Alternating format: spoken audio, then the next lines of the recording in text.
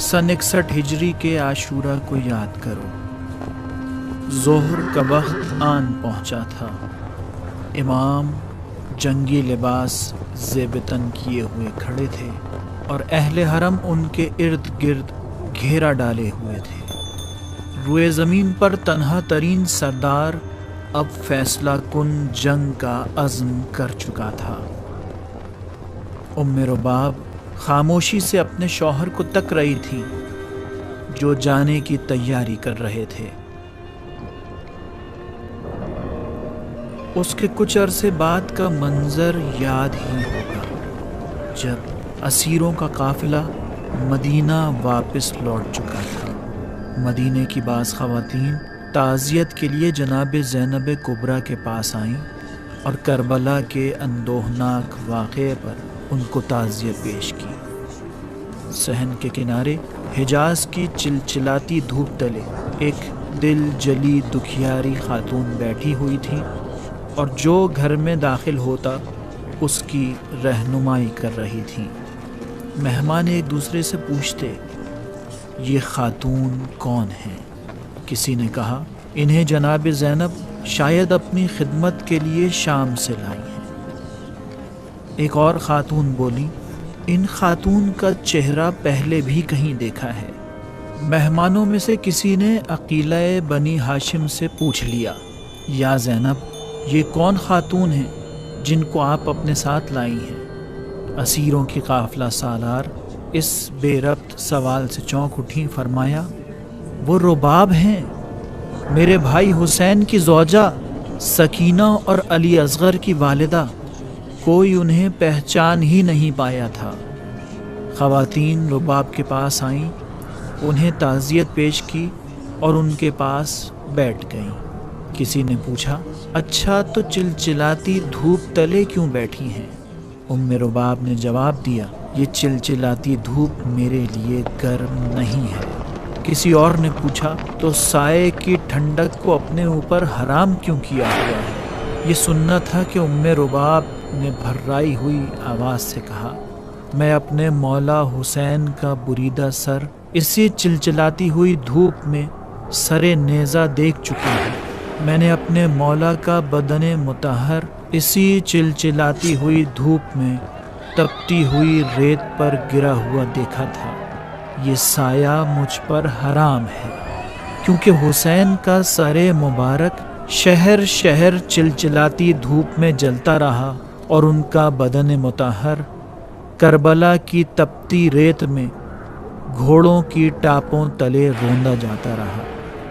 میں کیسے پانی پی لوں جبکہ میں نے خود دیکھا تھا کہ میرے دلبر حسین خشک ہونٹوں اور پیاس کی شدت کے باوجود صحرائے نینوا میں تلوار چلا رہے تھے۔ مجھے کیسے سکون مل سکتا ہے جب میرے امام کو یہ اہل کوفہ سمجھ ہی نہ پائے، وہی امام جسے ان لوگوں نے دعوت دے کر بلایا تھا مگر ان کے استغاثہ پر لبیک نہیں کہی۔ میں ام رباب اپنے مولا کی عزادار ہوں اور رباب بن مولا کے سائے کو کبھی بھی پسند نہیں کرتی۔ ایک اور خاتون نے پوچھا، رباب اپنے 6 مہینے کے بچے کے بارے میں تو بتائیں۔ رباب نے چادر صحیح کرتے ہوئے کہا، میرے لیے اس سے زیادہ فخر کی اور کیا بات ہو سکتی ہے کہ میں نے اپنے بیٹے کو راہ حق میں فدا کر دیا۔ جس کسی نے بھی حسین کے رکاب میں جان دی اسے خیر کثیر نصیب ہوگا۔ رباب نے بس اتنا کہا اور آہستہ آہستہ اپنے پارے تن کے مصائب زیر لب دہرانے لگی۔ جب اس کے ہونٹ سوکھے ہوئے تھے اور اس کی بند آنکھیں اپنے معشوق کے خیالات میں کھوئی ہوئی تھیں تو وہ اپنے عشق میں مشغول مجھے الوداع کہنا بھی بھول گیا۔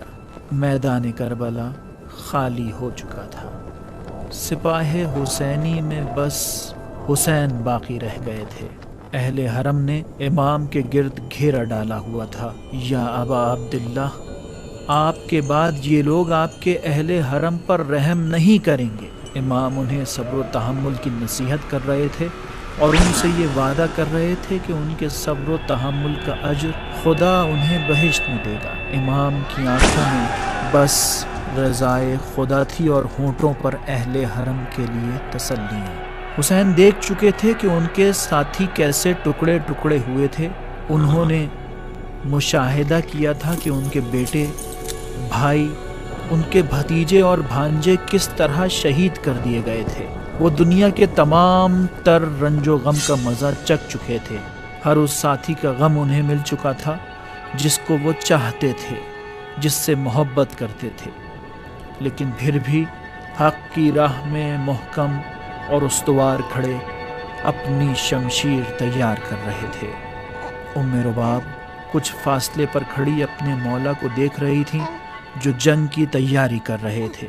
اب ان کے پاس کوئی ایسا مرد نہیں تھا جسے وہ اپنے مولا پر قربان کر دیتی۔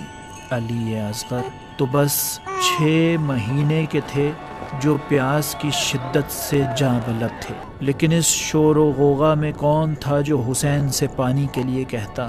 رباب اپنے ننھے علی اصغر کو سینے سے چمٹائے ہوئے اپنے مولا کی خوشبو کو اپنے بیٹے میں منتقل کر رہی تھی۔ ام رباب نے اچانک مولا کے اداس ذوالجناح کو دیکھا۔ وہ جان چکی تھی کہ اب ان کے مولا انہیں نام لے کر نہیں پکاریں گے۔ میدان کے اس طرف عمر سعد نے شمر سے وعدہ کیا ہوا تھا، حسین کے بعد تیری دنیا آباد ہے اور کربلا کی بس یہ آخری لڑائی ہے۔ شامی اور کوفی حرم کو غارت کرنے کی ترکیبیں بنا رہے تھے اور مسلسل اس بات پر کہے لگا رہے تھے کہ ہم نے حسین اور ان کے اصحاب کا قصہ تمام کر دیا۔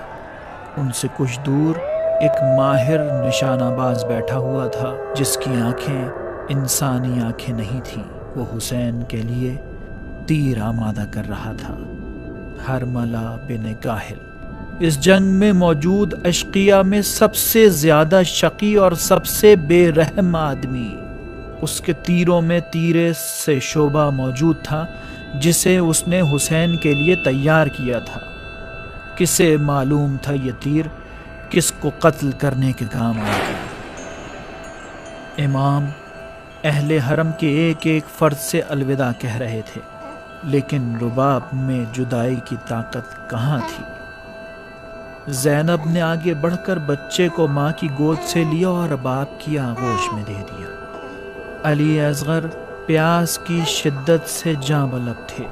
بھوک و پیاس کی شدت سے بچے کی زبان کسی مچھلی کی طرح باہر آ رہی تھی، جیسے وہ جان دیتے ہوئے منہ کھولتی اور بند کرتی ہے۔ اور کون ہے جو مچھلی کے تڑپنے کو سمجھ سکے؟ حسین نے بچے کے رخساروں کو دیکھا اور پھر غم کی شدت سے اپنی آنکھوں کو بند کر لیا۔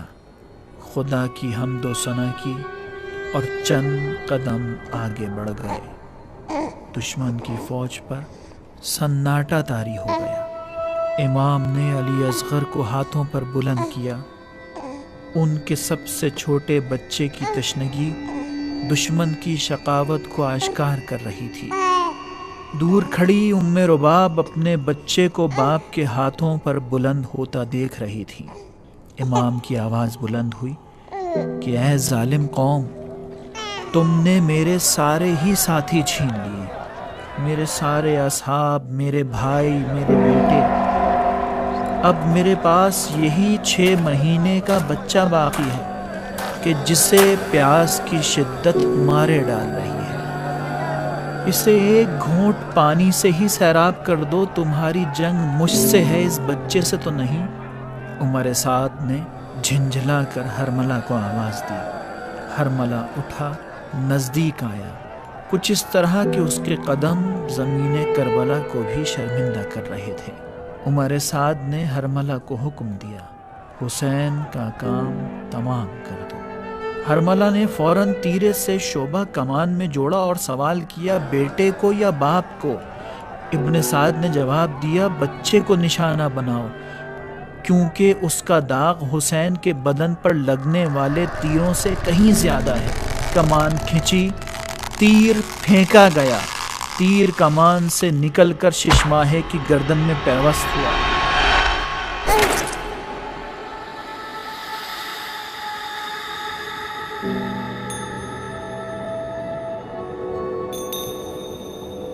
اور آسمان پر فرشتے ننھے علی اصغر کو آغوش میں لینے کی تیاریاں کرنے لگے۔ زمین پر علی اصغر ابا عبداللہ الحسین کے ہاتھوں پر مچل اٹھے۔ ٹھہر گئے زمین و زمان۔ حسین نے تیرے سے شعبہ کو اپنے بیٹے کے گلے میں پیوست دیکھ کر شکر خدا ادا کیا۔ اس کے بعد علی اصغر کے گلے سے بہتے ہوئے خون کو چلو میں بھرا اور آسمان کی جانب پھینک دیا۔ پھر سر کو اٹھایا اور فریاد کی، خدایا تو گواہ رہنا، میرے ساتھ جو کچھ بھی ہو رہا ہے وہ تیری آنکھوں کے سامنے ہے۔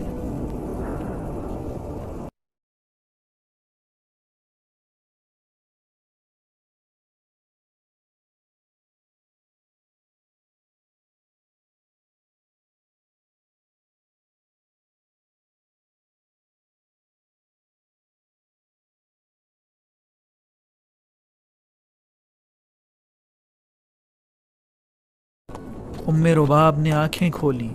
دشمن کی بغض و عداوت نے علی اصغر کا ننھا گلا چیر دیا تھا۔ رباب کا بدن لرز اٹھا۔ ایک طرف اپنے بچے کے بچھڑ جانے کا غم تھا تو دوسری طرف اس بات کی خوشحالی تھی کہ انہوں نے بھی ایک مرد کو راہ حسین میں قربان کر دیا۔ حسین خیمے کے نزدیک پہنچے، نیام سے شمشیر نکالی اور صحرائے کربلا میں ایک ننھی سی قبر کھود کر اپنے معصوم علی اصغر کو دفن کر دیا۔ رباب اپنی چادر میں منہ چھپائے آہستہ آہستہ گریہ کرنے لگی۔ وہ کربلا کے سب سے کمسن شہید کی ماں تھی، حسین کے سب سے پرسکون فدائی کی۔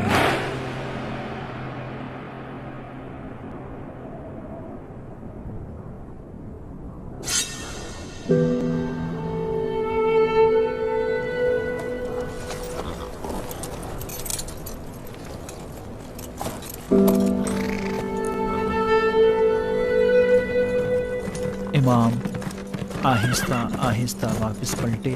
رباب نے نہ جانے کس طرح اپنے حسین کو رن میں واپس جاتے ہوئے دیکھا، لیکن امام فوراً ذوالجناح پہ سوار ہوئے اور فوج اعداء کے قلب لشکر کی جانب روانہ ہو گئے۔